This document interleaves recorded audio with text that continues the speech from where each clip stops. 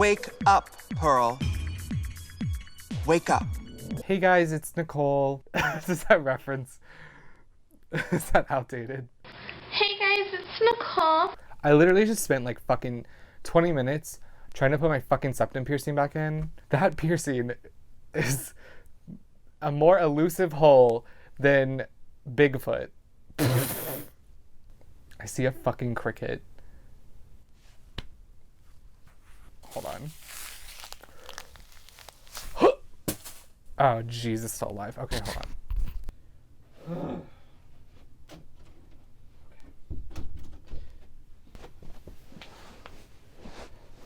Fucking God. I literally cannot believe that I fucking hit it. Okay. What was I talking about? Oh yeah, Bigfoot. Okay. Ow. Okay, literally anyways, this is my June/July wrap up because I don't know when the fuck I read these books. Your girl has been fucking out of it, but I have 6 books here that I'm going to talk about that I read probably in the last 2 months. I don't know. First I read Universal Harvester by John Darnielle. Okay. This was not good. This is like a contemporary horror, I would say. It's sort of literary horror. It's set in the 90s, and it's about a guy who works at a video store, which I literally wanted to do. Like, that was my fucking dream, because the time that I spent at Blockbuster back in the day, and I wanted to fucking work there so bad. And then capitalist Netflix ruined everything, so thanks for that. He works at a video store, and he starts noticing that some of the videotapes that they're selling, like, or renting, have stuff taped over them. And he starts watching some of them, and he gets like his boss involved. And there's these really weird like scenes of like people in a barn, or like in like a what was it called? Like a corn crib. And they're kind of unsettling, and like he's just like, well, this is fucking weird. Multiple characters sort of are like dealing with it in different ways. The manager of the store, or like the owner of the store, she like finds the place that the videos were filmed at, and like starts living with the person who like lives on the property. I was totally here for it up until a point. So it's like kind of split into 3 parts. The first part is like what I just told you, which was like the video store stuff. And then it ends on this like really cool, dramatic like event. And up until that point, I was like, okay, this is kind of cool. Like, all right. It travels back in time and starts talking about a completely different set of characters. For a brief moment, like, it comes back to the first set of characters that we like started with, and then in the end it's like in the future a little bit, and it's all technically like connected and surrounding the creation of these videotapes. But here's the problem with it, and like a problem that a lot of people have with this book, is that it was pretty incoherent. Not in terms of like, oh, it jumps like in and out of time, like, you know, that's not a problem. A lot of books do that. But for me, the problem was that there was so much like backstory to these characters and like emphasis on the characters that I was like, so what? So the plot. So what was the plot though? I don't know. It was like sparse. It was like sparse. Is that a word? Scarce? Okay. Illiterate! Like, it was scarce in plot at some parts, and it was scarce in character in other parts, and then it was overwritten for, like, in terms of character in some parts, and overwritten in terms of plot for other parts. So I was like, girl, so the main problem was, like, the coherency of it all. I didn't think it was, like, super awful. I read the whole thing. Like, I didn't give up on it. But the twists and the payoff, like, weren't even really anything. I really think that if Ms. Darnielle literally would just, like, have written a more basic book that this would have popped off. Because let me tell you, this fucking cover literally pops off. Like, girl, it's like a VHS like glitch on like this corn or whatever. Like, get into this. So literally whoever designed this fucking cover should really thank them, because that is the reason I picked this shit up. Jacket design by Alex Murdo. John, you should really thank Alex Murdo, because I picked this up because of this poppin' ass jacket, and it was not that good, girl. But I'm gonna keep it on my fucking bookshelf because I get into this. Like, this is beautiful. So yeah, I didn't love it. It wasn't that bad. It wasn't like truly horrible that I was like, I can't even finish this, but it had a lot of problems, and I just... Next. Okay, next thing that I read...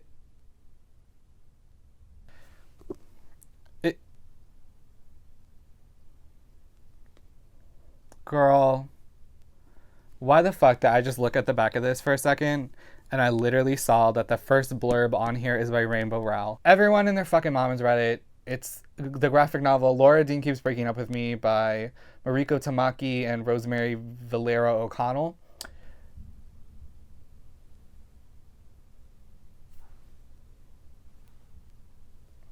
Okay.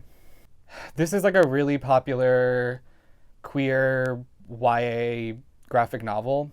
I knew that it was not going to be something that interested me because, you know, I don't like YA stuff. I don't fuck with like wholesome queer stuff. Like, I like the dark shit. But I was just like, you know what? The art style looks really nice, and like I should just read it because it's a graphic novel, so it'll be easy. So I did read it, and it was exactly what I thought. Just as I thought. Trash. I don't know. Like, it was just boring, and I didn't care about the characters, and I just couldn't relate to like really any of it. Not because it was like lesbians. It was just like too... It was YA. So I was like, okay, that's great. Good for 17-year-olds. They should definitely read this. It's really cute. It has representation. The art is nice. But for me, I was just like, I'm so past this kind of wholesome, like, queer romance stuff. I mean, honestly, it wasn't that wholesome. Like, it was about a toxic relationship, but I just was like, I'm good. I'm done with, like, the high school romance queer stuff. I don't need to read any more of it. It's not a bad book, but it's just totally not, like, the kind of stuff I like. But I did read it for canon's sake, but yeah, I just was not really into it. Speaking of queer stuff, I also read The Fourth Angel by John Recke. I am gonna make a video about dark gay literature because that's like my favorite genre. That's what I read the most of. That's like my biggest collection. And so John Recke is definitely like one of those authors that fits into that. And I mentioned it before in my other videos. You know, the whole Dennis Cooper, like Chuck Palahniuk stuff. So John Recke is another one of these authors. His stuff is more 60s and 70s, but he definitely fits in that category. So I read City of Night, which is his debut novel, which I fucking loved, and I'm going to talk about that in the video. So this is the second book that I've read by him. It's really short. It is really not similar to City of Night at all. It's honestly not even like that queer. It's about 4 teenagers in the 70s, and they basically are like every teenager in the 70s, and they're bored out of their fucking minds, and they just want to do drugs and like fuck with people's heads. So they like kidnap people and like interrogate them and like just play like fucked up games with them because they have like these power complexes and they're all like hiding stuff, and I don't know. I mean, that is pretty much like what happens. It's just them going around like wreaking havoc and doing drugs. I thought the plot was like fine. The characters were fine, but that's pretty much all. Like, I just thought it was fine. It definitely was like a more like made up narrative for him. I mean, there was definitely some things that I could see because City of Night is very like autobiographical, and this one I could see like his influences, like his personal influences in some of the characters, but it was definitely more like a traditional like narrative. And I honestly just didn't really have like a huge reaction to it. It was interesting, of course, to like see it as sort of a time capsule of like what teenage life was like in the 70s and like whatever. I don't know. It just didn't really like hit me like City of Night did. Yeah, I don't know. Really lukewarm reaction to it. The ending was cute. I liked the ending. I was like, okay. But there was like, I just remember there literally was like a rape scene in this that was so strange and like unnecessary, and I don't know. The characters were kind of flat, and I liked the idea, but it wasn't that great. I like his writing style, and I think, and I'm definitely gonna like be reading more of him, so got this one out of the way. Wow, I literally have been like shitting on all these books. Okay, I have two that okay, I have three left, and I have two that I like. So that's not bad. Next is another graphic novel. That is the fucking biggest book I've ever fucking seen in my life. It's The Smell of Starving Boys by Frederick Peters and Lu Huifang. This electric chair.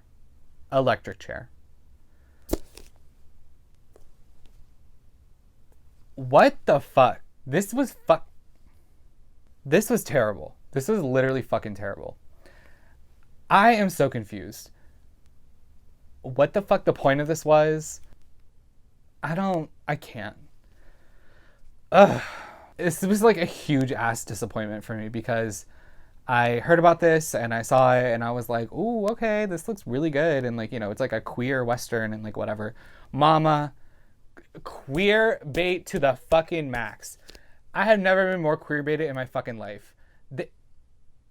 I'm gonna fucking spoil this because I don't want anyone to read this.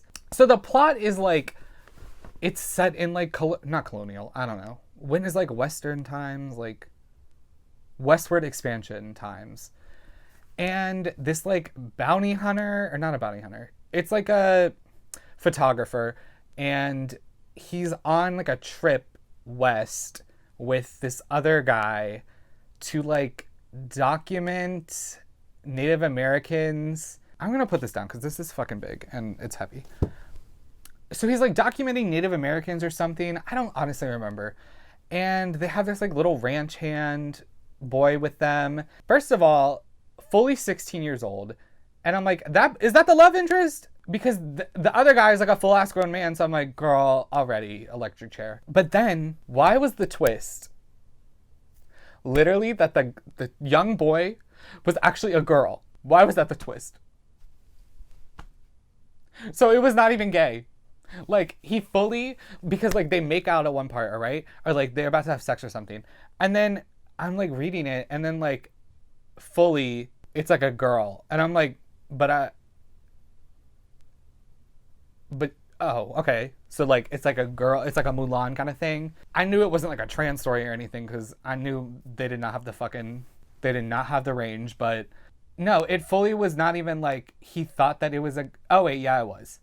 So the fucking, girl, this was such a mess. I'm like not even gonna be coherent, but the photographer guy literally fell in love with or like wanted to fuck the younger guy because he was gay, and he was like, oh yeah, I'm like, you know, he's cute or whatever, and we're like literally in the desert. But then he like knows that she's a girl when he goes to have sex with her. And she's like, oh, you knew? And he's like, yeah, and like I was attracted to you at first because you were a guy, but I don't know, I'm just still attracted to you. And then like they fuck and like, and I was like, what kind of fucking shit is this? Like it was some reverse Mulan shit, but it did not work. Like I was like, I don't want it to turn into a heterosexual story. That's my worst nightmare. Like it was so stupid. There also was like a fucking supernatural subplot that was going on that was so fucking dumb, and I was like, this fully is electric chair, Green Mile, fucking rodents. Very rodents. So literally, abomination, diabolical, nefarious. Get it out of my face. Okay, now I'm actually gonna talk about books I liked. God, I had to. That was so tragic. Okay, so I have two books left, and I actually like these ones. Well, Yeah, okay. Next one that I read was Sing Unburied Sing by Jesmyn Ward. So I did like this one. It's about a black family who is living in like the deep south. So this woman and her 2 kids and her friend from work go on this like road trip to pick up her boyfriend from getting released from prison. Meanwhile, she is being haunted by the ghost of her brother who was killed by the cousin of the guy she's dating. It's not a ghost story or anything. It's not like a horror story. It's one of those literary, like speculative stories about transgenerational trauma. So that's like really what it's about. There's layers. It has layers, but I really enjoyed some parts of this, and I really was like, about some parts of this. What I really liked about it was the plotting and the characters. I really liked the characters. I thought that the main character, Leonie, was so well-written and interesting choice for like a main character. I really like characters who are kind of unredeemable and like do horrible things, and because it's like written in first person from different people's perspectives and one of them is hers, you kind of I like how she handled like explaining why she was doing these bad things.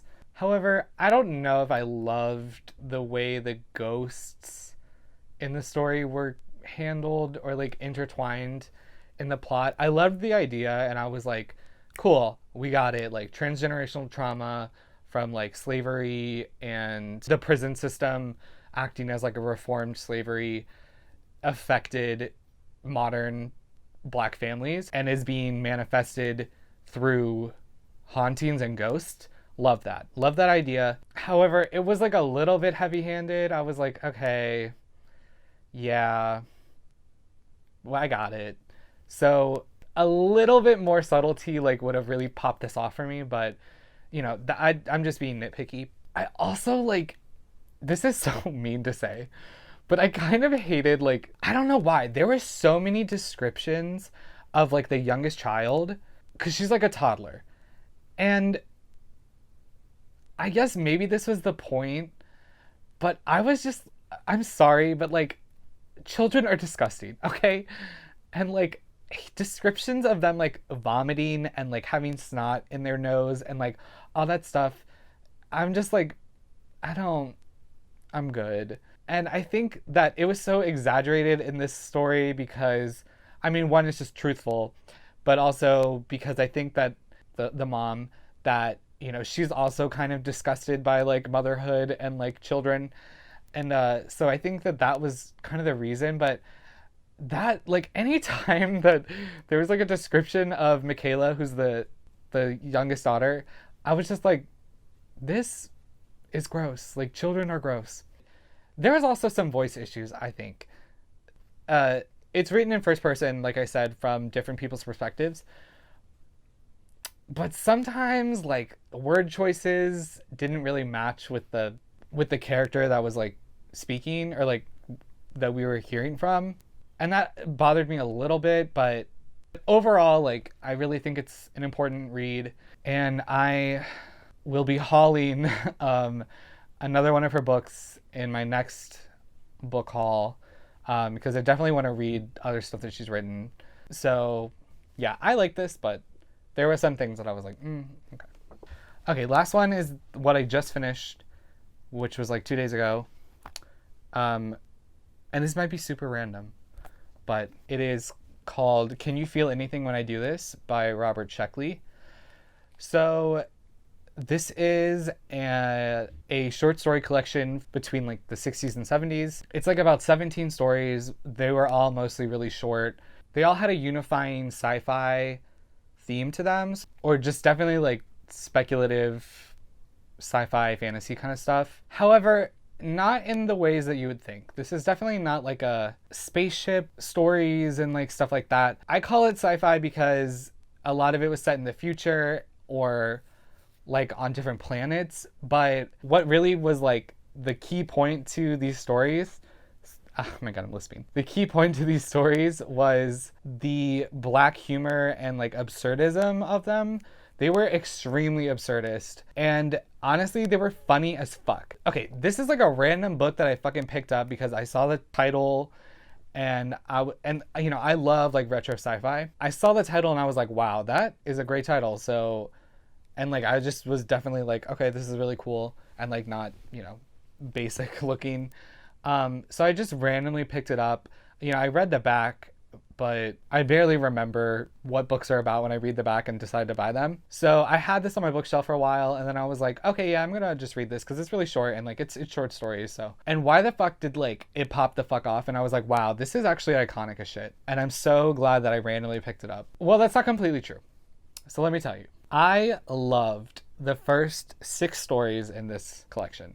The first 6 stories, I was like, iconic, incredible, never been done before. Amazing, show-stopping, spectacular. And then it definitely started to go downhill, and I was like, okay. We lost some speed in the middle.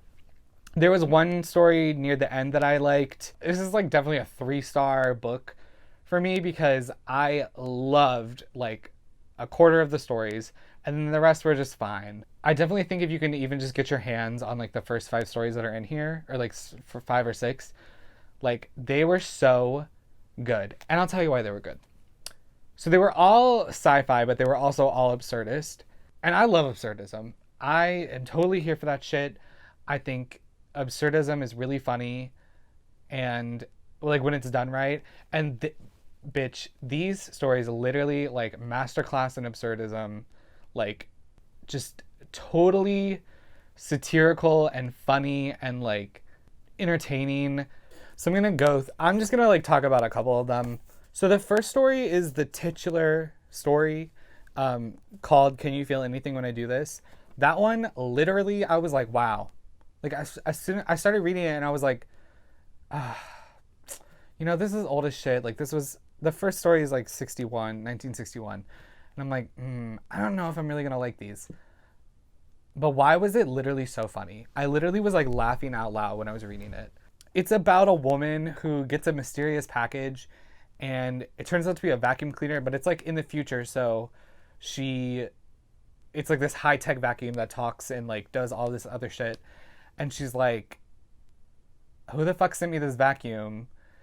And she has a conversation with it. And I'm not gonna like, I can't really tell you anything more than that. It's really short, but it was super funny. And I was just like, wow, okay, queen, like you wrote that. The second story is called Chordal to Onion to Carrot. This one was also super fucking funny. Some of the dialogue in that story was so well written and funny. I was like, wow, okay. It's about a guy who, he's like on vacation in Europe, gets visited by this god while he's driving. He's like wondering why people are assholes. And then the god is like, listen, some people have to be assholes because like there has to be balance in the world. It's equality. And like, you know, it's like carrots and onions, you know, like you gotta have both in the stew. And so then he's like, oh, okay. So basically he's like, all right, well, let me try being an asshole then. And he does. And he just wreaks havoc like around France and like other European countries, which, you know, I think we should all do occasionally.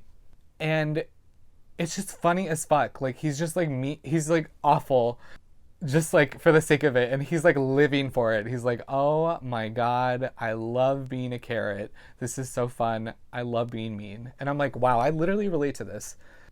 And like even the fact there's like a part where where he's like driving and then someone honks behind him as soon as the light turns green, and he's like,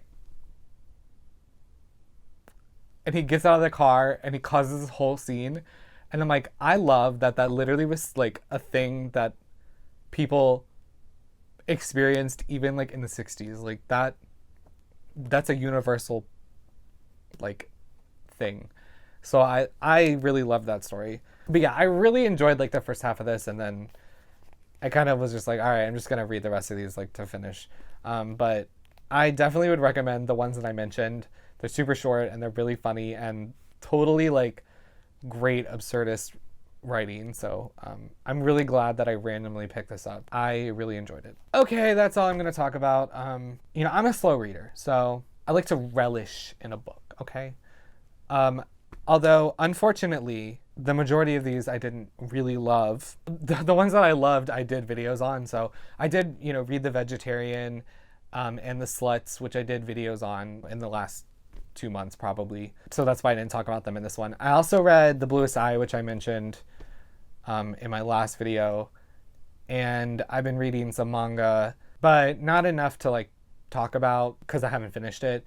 But I am currently reading a couple manga, so maybe when I finish those, I will talk about them in video. But I hope you enjoyed me talking shit, because, you know, that's my favorite thing to do. I love complaining, and I love being mean, and I love fighting, and music means nothing to me. And if you hurt my friends, I'll help you do it. So subscribe to my channel challenge. Do that challenge. Consider these books wrapped up. Au revoir.